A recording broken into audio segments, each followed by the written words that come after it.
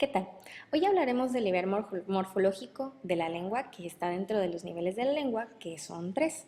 Para entender para qué nos sirve el nivel morfológico tendremos que ver primero que la redacción corresponde a la escritura correcta de las palabras. ¿Qué tiene que ver esto con la redacción? Bueno, que necesitamos conocer de dónde provienen las palabras, su significado, su uso en diferentes contextos y además cómo está conformada esta palabra.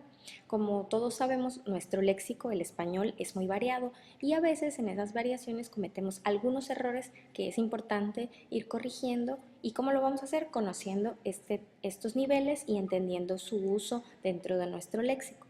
Son tres niveles: el sintáctico morfológico, el léxico semántico y el fonético fonológico. Como solo nos abocaremos al sintáctico morfológico, solo les comentaré que el léxico semántico, como su nombre lo dice, tiene que ver más con los significados y el fonético fonológico con los sonidos. En este nivel morfológico vamos a conocer la estructura de la palabra, cómo está conformada. Tienen unos elementos que vamos a conocer para entender de dónde proviene la palabra, qué variaciones puede tener, y esto nos ayudará a ampliar nuestro léxico. Lo primero que debemos saber es que hay palabras simples y palabras compuestas. Las palabras simples son las que veremos a continuación. Uno de los elementos de estas palabras simples dentro del nivel sintáctico morfológico es el morfema. El morfema es la unidad lingüística más pequeña dentro de una palabra. En el ejemplo que vemos, casa, casa tiene 4 morfemas, la C, la A, la S y la A. Entonces tenemos 4 morfemas, casa. La unidad lingüística más pequeña es el morfema. Estamos hablando de una palabra simple. El lexema también se le llama raíz y es una parte que no varía dentro de la palabra. Volvemos al ejemplo casa. Hacemos el proceso de derivación. ¿Qué otras palabras salen de la palabra casa? Casa, casita, casero, caserón, casucha. Como ven, hay una parte dentro de este proceso de derivación que no varía dentro de la palabra casa, ¿verdad? Que es cas, C-A-S. Entonces, a esa primera parte de la palabra le llamaremos lexema o raíz. Entonces, cas es el lexema de la palabra casa, es una palabra simple.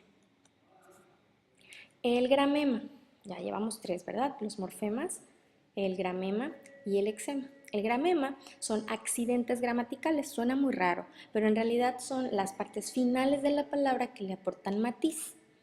Hay dos tipos, ¿no? Para los sustantivos y para los verbos. Para los sustantivos tenemos gramema de género y gramema de número. El gramema de género puede ser masculino o femenino y el gramema de número singular o plural. En los verbos, gramema de tiempo y gramema de persona. El ejemplo, volvemos a la palabra casa, que es un sustantivo. La letra que nos queda sobrando después del lexema, recordemos que el lexema de la palabra casa es cas, entonces esa partícula que nos queda sobrando, que es la a esta a le llamaremos gramema. ¿Qué tipo de gramema es? Casa.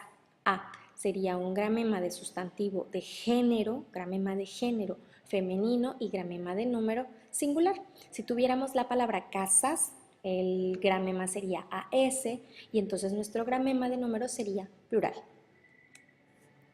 En palabras compuestas, como les dije, palabras simples y palabras compuestas, podemos agregar partículas al inicio de las palabras. Esas partículas les vamos a llamar prefijos. Hay un sinnúmero de prefijos. Los más significativos, algunos, sub, vice, pre y a, se ponen al inicio de las palabras y cambian el significado totalmente. Por ejemplo, subgerente, subpresidente, por ejemplo, ¿no?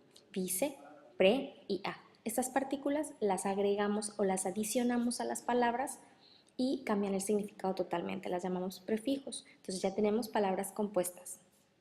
Los sufijos son solamente para las palabras derivadas y las encontramos después del lexema. Ejemplos, las palabras derivadas. La palabra casa, que es nuestra palabra raíz, de ahí derivamos la palabra casita, es una palabra derivada de la palabra casa. En esta palabra casita nuestro lexema es cas, después del lexema encontraremos ese sufijo, que es el sufijo it, y después tendremos la a, que es nuestro gramema.